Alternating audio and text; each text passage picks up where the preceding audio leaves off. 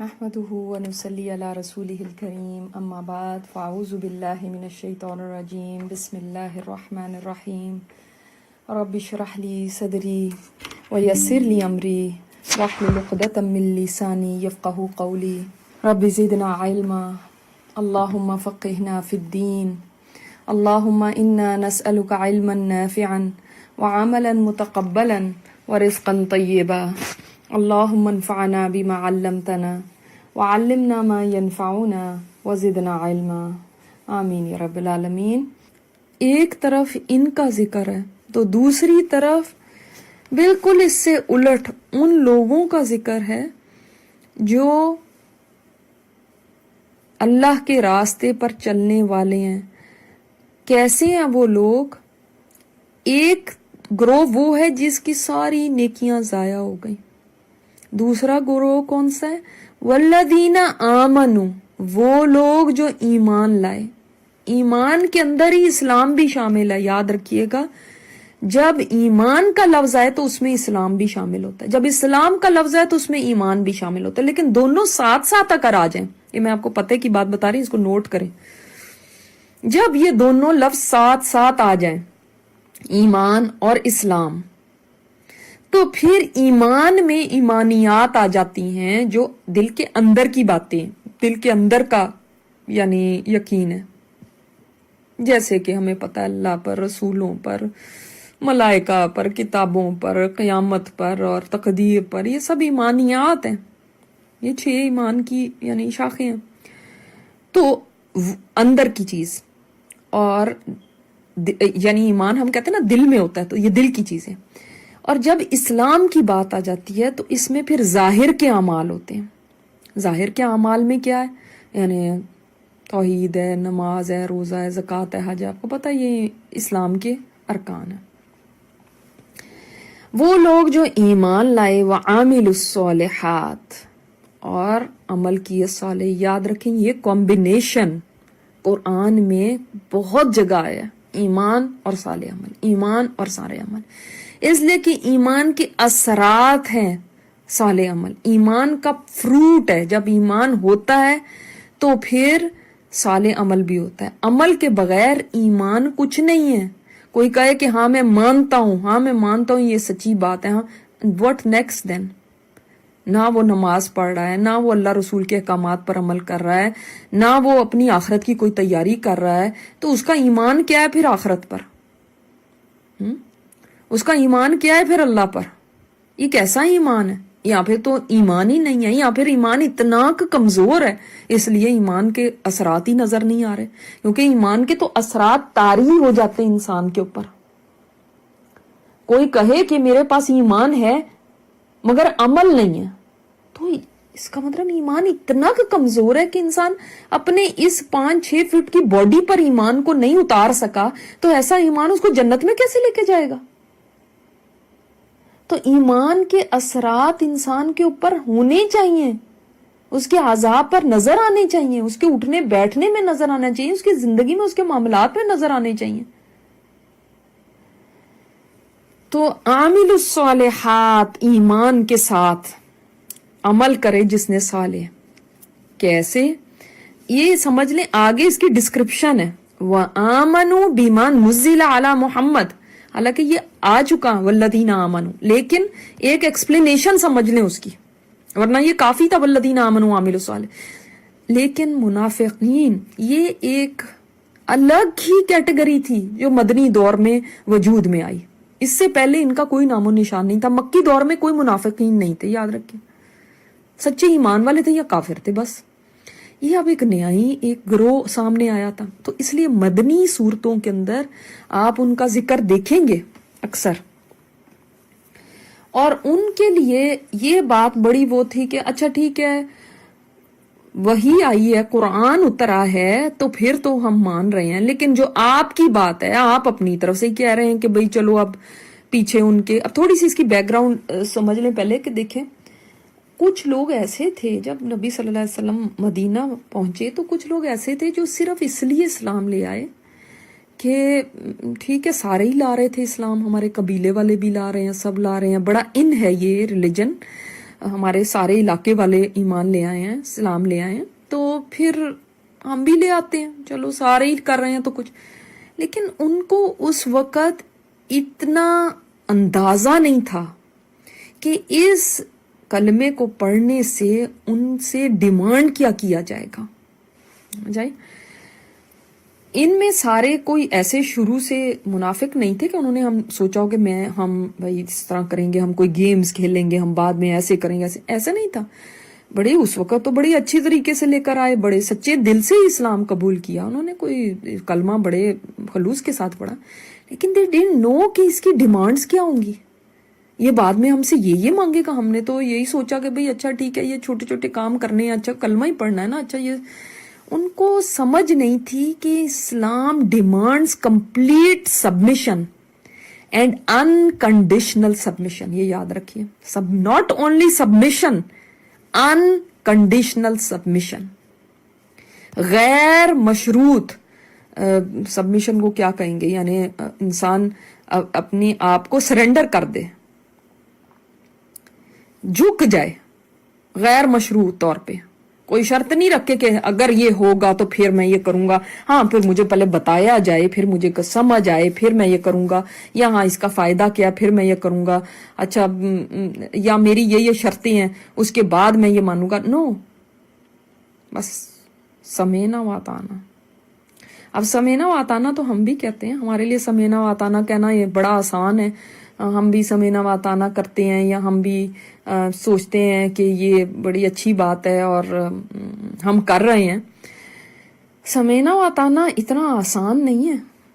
इसकी मिसाल आप वहां पे देखें जहां पे नबी सल्लल्लाहु अलैहि वसल्लम सामने बैठकर कोई हुक्म सुना रहे हैं और उसी वक्त अताना करना है, फॉलो करना है उसको, वहां पे मुश्किल था। हमारा समेना वाताना कैसे है, आज सुन लिया, कल को सोचा, परसों को देखा, उससे पूछा, फिर दूसरी दफा कुरान शुरू हुआ, फिर पढ़ रहे हैं, फिर तीसरी दफा कुरान शुरू हुआ, फिर पढ़ रहे हैं। अताना कहीं नहीं आ रहा। अभी सोचा हुआ अताना उस वक्त करेंगे जब हम बूढ़े हो जाएंगे, अताना उस वक्त करूंगी जब मैं सोच लूंगी, फलां से पूछ लूंगी। अताना करने में ही साल गुजर गए। अताना किया कब से मुसलमान है और 80 साल के हो गए, अभी तक अताना नहीं शुरू हुआ। हमारा तो ये हाल है ना। और अताना करने में समेना और फौरन अताना नहीं है हमारा, समेना और फिर बहुत डिले है, फिर अताना। वहां पे इस चीज की गुंजाइश नहीं थी जनाब। मदनी दौर में इस चीज की कोई कॉन्सेप्ट ही नहीं था कि जी अभी सोचेंगे।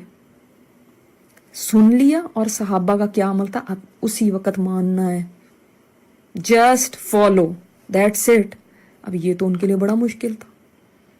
अच्छा फिर ये करना भी पड़ गया।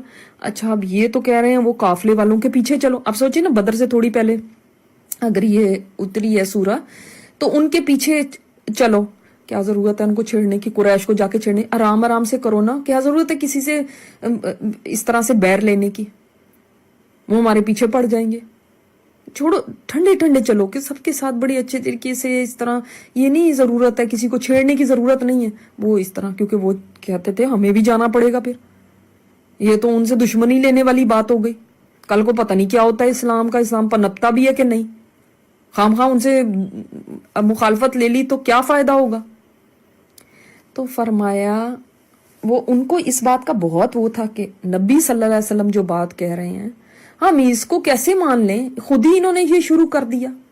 फरमाया आमनु बीमा नुज़िला अला मुहम्मद, उस पर ईमान लाओ जो नाजिल किया गया मोहम्मद सल्लल्लाहु अलैहि वसल्लम पर। और आप सल्लल्लाहु अलैहि वसल्लम पर सिर्फ कुरान नहीं नाजिल हुआ, ये मैंने आपको पहले भी बताया था।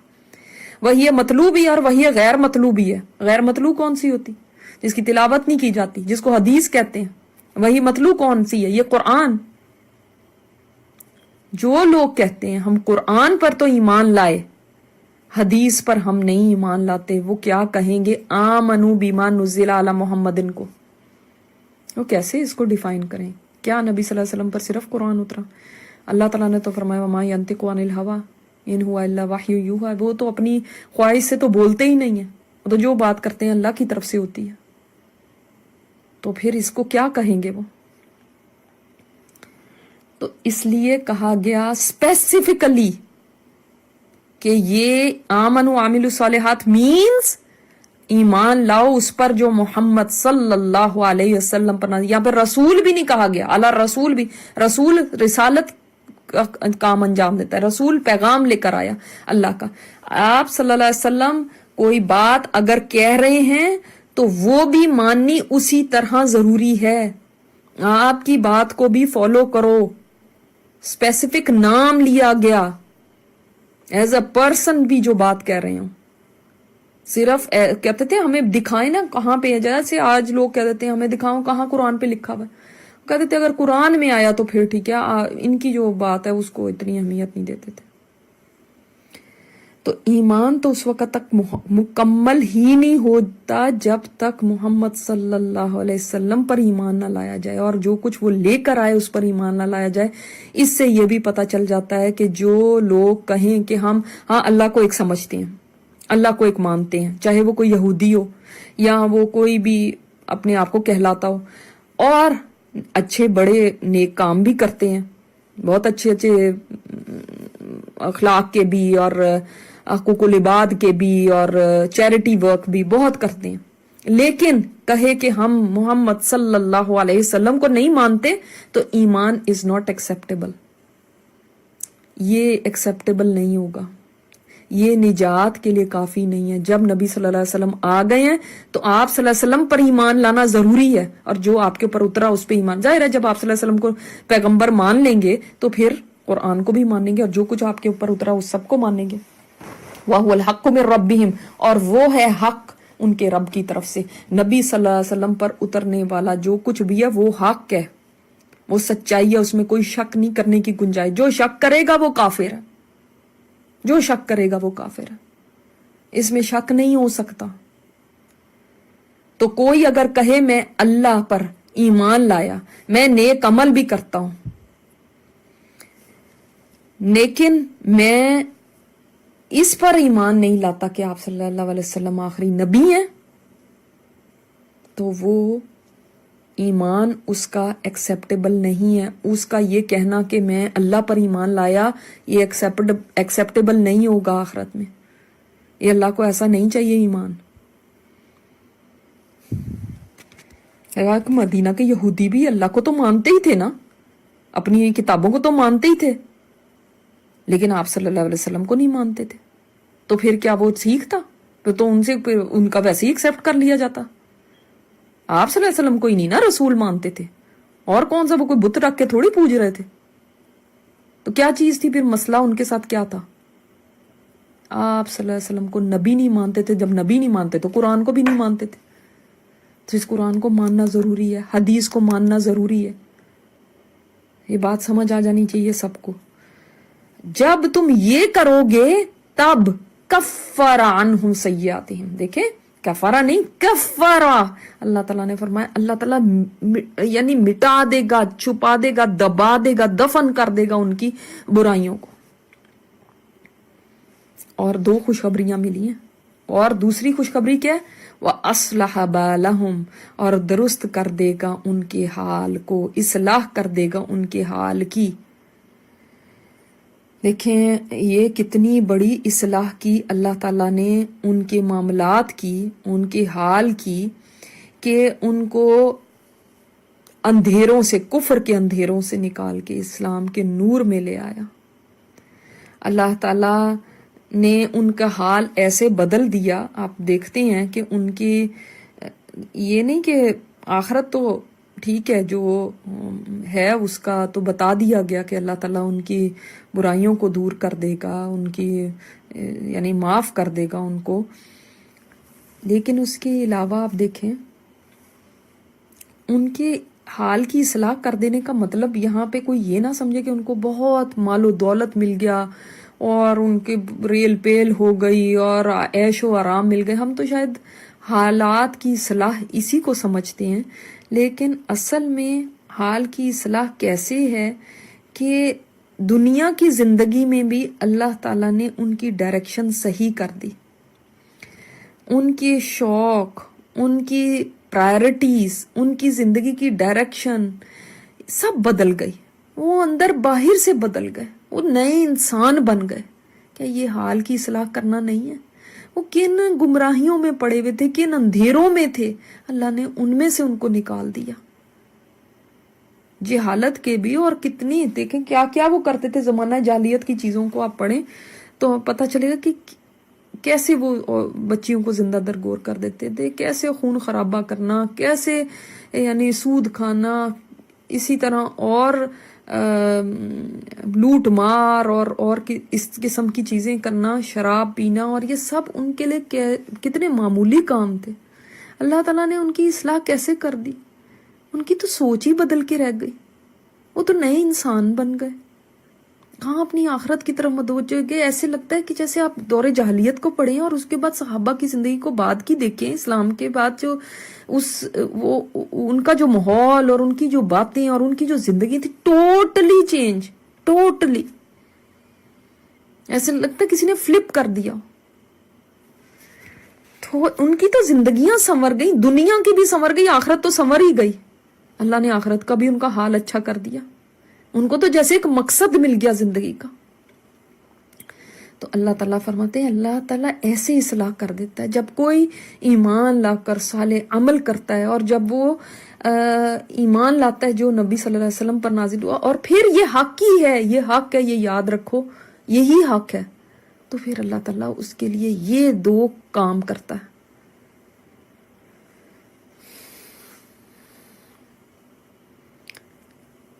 ذالک بأن الذین کفروا, یہ کس وجہ سے, یہ کیوں ایسا ہوا, اس لیے کہ وہ لوگ جنہوں نے کفر کیا, یہ دیکھیں ایک کے تو اعمال ضائع ہو گئے, ایک کی نیکیاں بھی ضائع ہو گئیں, ہے نا, اوپر آیا نا آیت 1 میں, ایک کی نیکیاں بھی مٹا دی گئی, اور دوسرے گروہ کی برائیوں کو اللہ نے مٹا دیا. تو یہ کیوں ہے؟ ذالک بأن الذین کفروا, یہ اس لیے کہ جو کافر ہیں انہوں نے اتباع کی باطل کی. باطل کیا چیز ہوتی ہے؟ باطل وہ چیز ہوتی ہے جس کے کوئی بیس نہیں ہے, جو جھوٹ ہے, بیس لیس چیز. جیسے ہوتا ہے نا کہ کوئی اتنی بیکار بیس لیس بات کرے, مثلا میں ایسے ہی ایک بات کر رہی ہوں, مثلا کوئی کہا کہ فلاں کے سر پہ ایک سینگ اگے میں, اتنی بیس لیس بیکار فضول بات ہے, یہ باطل ہے. کوئی اس کا تک ہی نہیں, کوئی اس کی جگہ ہی نہیں, کوئی بنیاد ہی نہیں ہے اس بات کی. یہ اس لیے کہ انہوں نے ایسی چیز کی پیروی کی ہے جو باطل ہے. دیکھیں شرک کا کوئی بھی یعنی اس کی کوئی بنیاد نہیں ہے, اس کی کوئی دلیل نہیں ہے, بیس لیس چیز ہے, وہ خود ہی بنائی ہوئی ہیں باتیں, تو یہ باطل ہے. اور ان الذین آمنوا اتبعوا الحق من ربہم, اور جو ایمان لائے نا انہوں نے اتباع کی, حق کی جو ان کی رب کی طرف سے آیا, اس وحی کی اتباع کی جو ان کے رب نے اتاری ہے. یہ فرق ہے, اس فرق کی وجہ سے دونوں کو دیکھیں کیا ملا, ایک کے کیا دھرا بھی, عمل بھی ضائع, دوسرے کی برائیاں بھی مٹا دی گئیں. تو فرق اس چیز سے آتا ہے کہ کون کس کو فالو کرتا ہے. اتباؤ میں اور اطاعت میں فرق ہے, اطاعت بھی فالو کرنے کو کہتے ہیں, اتباع کرنا کیا ہوتا ہے؟ ہم کہتے ہیں نبی صلی اللہ علیہ وسلم کی اتباع کی جائے. فاتبعونی, اللہ تعالیٰ نے فرمایا کہ اے نبی آپ کہہ دیں اگر تم اللہ سے محبت کرتے تو میری اتباع کرو. اطاعت نہیں کہا گیا, اتباع کرو. کیا فرق ہے؟ اتباع ہوتی ہے کسی کے فٹ سٹیپس پہ چلنا, جیسے جہاں جہاں کسی نے پیر رکھے میں اس جگہ کے اوپر پیر رکھ کے آپ چل رہے ہیں, پھر تو کبھی گھومیں گے نہیں نا. کسی نے آپ کو اپنے پیچھے چلنے کو کہا تو آپ اس کو فالو کر رہے ہیں, ہو سکتا ہے کہیں مس کر دیں اس کو, ہو سکتا ہے اس کی گاڑی آگے چلی گئی اور آپ 2 گاڑیاں اور بیچ میں آ گئی, آپ کو پتہ ہی نہیں چلا, آپ نے مس کر دیا. لیکن اگر کسی کے فٹ مارکس ہیں, ٹھیک ہے, اس کے اوپر آپ پیر رکھ کے جا رہے ہیں, تو کیا کبھی راستہ گم کر سکتے ہیں؟ کیا کبھی لاسٹ ہو سکتے ہیں؟ نہیں, کیونکہ آپ اس کو جدھر قدم کا نشان ہے ادھر اپنے پیر رکھتے جا رہے ہیں. یہ ہوتی ہے اتباع کرنا. تو انہوں نے صرف حق کو مان نہیں لیا, مان کے گھر بیٹھ گئے ہمارے طرح کے, بس مان لیا, ماننا ہی کافی ہو گیا, ہم نے بڑا احسان کر دیا اسلام پہ کہ ہم نے کہہ دیا کہ ہاں یہ سچا دین ہے. نہیں, دین ڈو واٹ, فالو اٹ. اور فالو کیسے؟ ایک ایک بات کو, فٹ سٹیپس کیا ہے, ایک ایک چیز کو. चलने वाले ने तो कहा मुझे फॉलो करो, आपने फॉलो ऐसे किया कि उसकी एक चीज को भी नहीं छोड़ा, एक एक कदम के ऊपर अपना कदम रखा। ये है इत्तिबा। ईमान वाले इस तरह से करते हैं। अल्लाह अकबर, ऐसे चलते हैं वो जिंदगियों में। तो देख लें, जब चलने में ही फर्क है, जब फॉलोइंग में ही फर्क है, तो हक फिर जन्नत की तरफ ले जाएगा, बातिल फिर किधर लेकर जाएगा। दोनों तो उलट है ना, हक और बातिल उलट है एक दूसरे के, ऑपोजिट्स हैं एक दूसरे के। एक हक के रास्ते को फॉलो करने वाला है, एक बातिल के फुटस्टेप्स पे चलने वाला है। जब दोनों उलट है तो एक जगह पे तो नहीं दोनों पहुंचाएंगे ना, फर्क जगहों पे पहुंचाएंगे ना। कैसे हम फैसले कर लेते हैं कि जो हक पे चले या बातिल पे कोई फर्क नहीं पड़ता, तो उन्होंने पहुंच जन्नत में ही जाना है। ये कैसे फैसले करते हैं हम। कज़ालिका यदरिबुल्लाहु लिन्नासी अम्सालहुम, इसी तरह अल्लाह बयान करता है लोगों के लिए उनकी मिसालें। सुभान अल्लाह, यानी अल्लाह मिसालें ये इसलिए बयान करता है कि इनकी मिसालें, हक पे चलने वालों और बातिल पे चलने वालों की, लिन्नास, तमाम लोगों के लिए ये मिसालें बयान करता है अल्लाह ताला। क्यों? ताकि लोग देख लें, समझ लें कि हम किसके फुटस्टेप्स पे चल रहे हैं। ये मिसाल है, और इस मिसाल में खुद को रखें। मिसाल दे के समझा दिया गया किसके साथ क्या होना है। जो ये करेगा उसका ये है, जो ये करेगा उसके लिए दूसरा अंजाम है। अल्लाह इस तरह मिसालें देता है हमारे समझने के लिए। अगली आयत जो आयत नंबर 4 है, जैसे आपको पहले अभी मैंने शुरू में बताया कि सूरतुल क़िताल भी इसका नाम है, और इसमें क़िताल के कुछ अहकामात दिए गए हैं। और यहाँ चूंकि ये बदर से पहले की सूरत है, तो इसमें कुछ ऐसे आदाब जंग बताए गए हैं, अहकामात जंग के बताए गए हैं। और ये आयत वो है, आप कई जगह इस आयत को कोट होता हुआ सुनेंगे, इसलिए इसको समझना आपके लिए बहुत जरूरी है। बाज लोग अपने मजमूम मकासद के लिए इसको यूज करते हैं कि जी देख लो कुरान के अंदर तो ये है, इसलिए खड़े हो जाओ और बस इस तरह करो। देखो कुरान कहता है काफिरों के साथ ऐसे करो, और खास तौर पे यूथ वगैरह को इस तरह से अपने झांसा देते हैं, इस तरह से उनको यानी फंसाते हैं अपने जाल में, और फिर उनसे अपने मकासद पूरे कराते हैं। ठीक है, ये मुसलमानों की तरफ से होता है। और दूसरी तरफ कुफार में ऐसे लोग हैं जो मीडिया में हैं, या मुसलमानों में भी इवन कई हैं, जो कि इस आयत को पकड़ के कहते हैं कि देखो जी कुरान, और देखो जी इनका इस्लाम, देखो कैसे कहता है कि इस तरह से करो, देखो ये कितना जालिमाना मजहब है। और कई हमारे मुसलमान जिनको नई समझ होती है अपने दीन की, वो भी इस जाल में फंस जाते हैं, और वो भी बदगुमान हो जाते हैं अपने दीन से। तो ऐसे लोग जो सोशल मीडिया पे और आपके दूसरे चैनल्स पे बैठ के इस किस्म की आयतें कोट करें, तो आपको भी समझ होनी चाहिए कि क्या, ना कि हम भी वो हो जाए हाय वाकई अब हम तावीलें क्या दें। नहीं, ये तो ये ऐसे है, ये वैसे, उलट सीधी तावीलें देने की जरूरत नहीं है। जो हक बात है वो हक है, ना तो हम उसको ढांपें, ना इसको अवॉइड करें, ना इस बात से शर्माएं, ना झिझकें इस बात को कभी भी एड्रेस करने के लिए कि जब कोई ये बात करे तो उसको समझाना हमारे लिए जरूरी है कि हम उसको बताएं कि क्या इसका माना है। इस्लाम दीन हक है, और इसमें फितरत के ऐन मुताबिक जो भी बातें की गई हैं वो फितरत के ऐन मुताबिक है। तो अब हम इस कॉन्टेक्स्ट में देखें कि अब बदर होने वाली है या बदर हो चुकी है, चलो जो भी हम समझे, अगर ये दोनों सूरतों में ये बात आती है तो थोड़ा सा ये समझ लीजिए कि हमने पास्ट में पढ़ा है कुरान पाक में कि कौमें जो गुजरी उनके पास पैगंबर आए, कुछ लोग मान गए, और जो नहीं माने फिर हुआ क्या था, उनके ऊपर अल्लाह के अजाब आए। और अल्लाह ताला ने कई जगह फिर कुरान पाक में फरमाया कुरैश मक्का से कि तुम कोई डिफरेंट नहीं हो, अगर उनके ऊपर ये आए तो तुम पर भी आ सकता है, तुम अपने आप को फिक्स करो, हम तुम्हें छोटे छोटे अजाब देंगे, उससे बाद बड़ा अजाब दिखाएंगे, दुनिया के छोटे अजाब देंगे, फिर बड़ा आखिरत का अजाब फिर आएगा। तो जो नबी सल्लल्लाहु अलैहि वसल्लम की उम्मत है, जो जिन लोगों को आप सल्लल्लाहु अलैहि वसल्लम ने दावत दी, उम्मत दावत, उसके बाद फिर ये लोग ईमान नहीं लेकर आए और آپ کو پتا ہے کہ انہوں نے آپ صلی اللہ علیہ وسلم نے تمام کوششیں اپنی ایگزاسٹ کر دی. ان دا اینڈ جب انہوں نے نبی کے قتل کی سازش کی تو نبی صلی اللہ علیہ وسلم کو اللہ تعالیٰ نے کس طرح وہاں سے حفاظت کے ساتھ نکال لیا. اس کے بعد ہونا کیا تھا؟ پچھلی قوموں کے ٹریک ریکارڈ کے مطابق بتائیں کیا ہونا تھا ان کے اوپر قریش مکہ پہ؟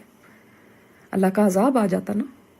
اللہ تعالیٰ عذاب سے پہلے اپنے نبی کو نکال لیتا تھا. انہوں نے تو نبی کو مجبور کر دیا کہ وہ نکل جائیں. ایمان والوں کو اللہ تعالیٰ نکال لیتے تھے. تو اب ان کے اوپر تو عذاب کا کوڑا برسنا تھا، لیکن چونکہ اللہ کا وعدہ ہے کہ نبی صلی اللہ علیہ وسلم کی امت، آپ صلی اللہ علیہ وسلم کے بعد یعنی جتنی آپ کی امت ہے، اس کو کبھی بھی اللہ تعالیٰ اس طرح سے وائپ آؤٹ نہیں کرے گا، اس طرح سے نہیں مٹا دے گا جیسے کہ پچھلی قوموں کو مٹا دیا تھا. لیکن ان کے اوپر عذاب تو آنا تھا. پچھلے پیغمبروں کی تکذیب کے اوپر ان پہ کیسے عذاب آئے، ان کے اوپر کیسا عذاب آنا تھا جنہوں نے آخری نبی کو کس طرح سے ستا ڈالا. اب ان کے اوپر کیا آنا تھا؟ یہ بدر جو تھا نا، معرکہ بدر، یہ عذاب کی ایک صورت تھی ان کے اوپر. اور عذاب جب آتے ہیں تو عذاب کوئی پلیزنٹ نہیں ہوتے، عذاب بہت پینفل ہوتا ہے. لیکن فرق یہ ہے پچھلی قوموں سے اور اس میں کہ یہ عذاب اللہ نے مسلمانوں کے ہاتھوں کے تھرو کافروں کو چکھایا. پچھلے عذاب آسمانی کوئی ایسی وہ چیزیں ہوتی تھیں، جیسے چیخ کا عذاب آیا، جیسے بستیوں کو الٹ دیا گیا، جیسے پتھروں کی بارش ہوئی، جیسے طوفان بارش، ویسے طوفان نوح آ گیا، جیسے اس قسم کے عذاب تھے. لیکن یہ عذاب ان کے ہاتھوں سے دیا گیا. ٹھیک ہے، ایک تو یہ بات کو اچھی طرح سے سمجھ لیں. اب چیزوں کو آؤٹ آف کانٹیکسٹ لے کر ان کو بیان کرنا یہ کس قدر بری بات ہے کہ ایک آیت نکال کر کہنا دیکھا یہ تو دیکھو ایسے کہہ رہے ہیں. آپ مجھے بتائیں، خود صرف بات بتائیں مجھے، کسی ملک میں کسی ملک کے باغی ہوتے ہیں، اس ملک کی حکومت کے خلاف سازشیں کر رہے ہوتے ہیں، اس ملک کو کچھ نقصان پہنچانے کی کوشش کرتے ہیں، کوئی دہشت گرد ہوتا ہے، کوئی اس طرح ہوتا ہے، اس کو کیا کیا جاتا ہے؟ پیار کیا جاتا ہے، محبت سے رکھا جاتا ہے، ہاں، اس کو کھلایا پلایا اور اس کی مہمان نوازی کی جاتی ہے. یہاں اس کے ساتھ کیا سلوک ہوتا ہے پھر سب کو پتا ہے. اللہ کے جو باغی ہوں ان کے ساتھ کیا ہونا چاہیے؟ تم اپنے باغیوں کو تو کبھی چھوڑتے نہیں ہو، ہاں، ان کے ساتھ سخت ترین سلوک کرتے ہو، ٹارچر کرتے ہو، سب کرتے ہو، سب کو پتا ہے. اللہ کے باغیوں کو کوئی سزا نہیں ملنی چاہیے. یہ تو ان کی دنیا کی سزا ہے، آخرت کی تو بہت بڑی ہے، آخرت کی تو بہت بڑی ہے. تو یہ اللہ کے جو باغی جن کے اوپر حجت تمام ہو چکی تھی، ان کی ایک سزا کے طور پہ ان کو یہاں پہ بتایا گیا ہے. اس کو یہ نہیں سمجھ لینا چاہیے کہ اسلام کہتا ہے کہ جہاں کافر نظر آئے نا بس اس کی گردن پکڑ لو، اس کو ایسے کرو، اس کو یہ کرو، اس کا خون بہا دو، اس کا. یہ ایک جنرل آیت نہیں ہے. یہ اس طرح اگر کوئی حکومت کہتی ہے کہ جو مجرم ہیں ان کو اس طرح سے کیا جائے، ان کو یہ سزا دی جائے، ان کو پھانسی دی جائے، ان کو یہ کیا جائے، ان سے یعنی کام کرواؤ، ان سے مشقت کے کام لو، ان کو ایسے، تو کیا اس کو ہر ایک سٹیزن کے لیے مان لینا چاہیے؟ نہیں، وہ صرف ان مجرموں کے لیے. کیا اس کی وجہ سے کوئی حکومت ظالم ہو جاتی ہے؟ نہیں، اس کو دنیا کا نارم سمجھا جاتا ہے، اس میں کوئی بری بات نہیں سمجھی جاتی. لیکن جب اللہ کی طرف سے اللہ کے مجرموں کے اوپر ایسی بات آئے تو پھر سب کو بہت ترس آنے لگتا ہے اور پھر کہتے ہیں یہ ظالمانہ بات ہے. تو پھر تو آپ بھی سارے جیلوں میں جتنے لوگ ہیں ان سب کو نکال کے باہر کھڑا کر دو کہ نہیں یہ تو بڑا ظلم ہے، ان کو کیوں قید میں رکھا ہوا ہے. جن کو پھانسی دی جاتی ان کو پھانسی نہ دو، جن کو عمر قید دی جاتی ان کو عمر قید نہ دو. تو سارے ظلم نہیں ہے کیا پھر؟ تو اس لیے ہمیں کوئی ایسے اپولوجیٹک ہونے کی ضرورت نہیں ہے کہ ہائی قرآن میں یہ آتے کسی طرح چھپا لو. کیوں؟ اللہ کے مجرموں کی ایسی سزا ہے. اور وہ کیا سزا دی جا رہی ہے؟ وہ بھی میدان جنگ کی بات کی جا رہی ہے، یہ یاد رکھیے. ایسے نہیں کہا جا رہا کہ جہاں پر کوئی کافر ہے، کوئی اللہ کا کلمہ نہ پڑھے تو تم یہ شروع کر دو. یہ بھی ایک جو ہمارے مسلمانوں نے اس کو کس طرح سے ٹویسٹ کیا कि जिन्होंने अपने मकासद पूरे कराने थे, उन्होंने इसको ऐसा तरोड़ा मड़ोड़ा आयत को कि उन्होंने भी इसको अपनी उसके लिए, अपने फायदे के लिए यूज किया। देखो इस तरह से लोगों के अंदर रेज, गुस्सा उभारा जाए और उनको कहा जाए देखो अल्लाह तुम्हें क्या कहता है और तुम फिर ये करते हो, तुम आराम से बैठे हो, देखो अल्लाह तुम्हें क्या कहता है। तो इसलिए आयत को सही समझना बहुत जरूरी है। देखें अब क्या है, और आप सबको ये पता है कि अल्लाह ताला का क्या हुक्म है। जिस वक्त आप काफिर को दावत दे रहे हो, दावत का काम कर रहे हो, तब क्या कहा गया?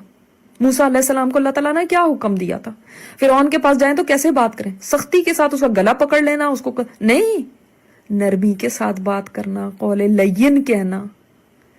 अहले किताब के साथ बात करो तो कॉमनैलिटी के ऊपर बात करो, नहीं कहा गया क्या उनके थप्पड़ मारो, उनके गले पकड़ो, कुछ नहीं, नरमी। लेकिन फ़इज़ा लक़ीतुम, फिर जब तुम मुलाकात करो उनसे, ये क्या चीज है? ये है जंग में जब आमने सामने आओ। मुझे कोई दुनिया का कानून बताओ जहां पे जंग में कहा जाए कि जब जंग हो, ये अपनी फौजों को सिखाते हैं, सबको सिखाते हैं कि जब जंग करो तो बड़ी मोहब्बत के साथ करना। कौन ऐसा सिखाता है? ये जंग के अहकामात है। जब लकी तुम, जब तुम उनसे जंग में आमने सामने आ जाओ, अल्लदीना कफरू, उन लोगों से जिन्होंने कुफर किया, तो अब नहीं नरमी, अब नहीं ऐसे रुकना कि अब, तो फिर क्या करो? फदर बर रिकाब, तो मारना है गर्दनों का, यानी फदरीब, 2 दफा, यानी कि एक तरह से समझ लिया गया, एक तो मारना गर्दनों का, फिर गर्दन पे मारो, फिर देन इट्स फिर कंप्लीटली फिनिश। फिर ये नहीं है कि अब इवन यहाँ पे जब पुलिस को वो दी जाती है ट्रेनिंग, तो उनको कहा जाता है कि जब आपको कोई खतरा हो तो शूट टू किल। ऐसे नहीं कि फिर उसकी टांग में गोली मार देना, उसके पैर में मारने की कोशिश करना, मारना ना उसको, उसकी कहीं हाथ पे जरा सी लगाने की कोशिश, ऐसे नहीं होता, फिर बस खत्म। तो अब ये बताएं कि जब जंग में बात हो रही है तो फिर क्या करना होगा? तो ये उस वक्त का मामला है। दूसरे ये याद रखिएगा कि ये उस वक्त का मामला है जब अल्लाह का ये अजाब था इनके ऊपर। अल्लाह ताला ने बदर को यौमुल फुरकान कहा है कि ये दिन था फर्क करने का हक और बातिल में।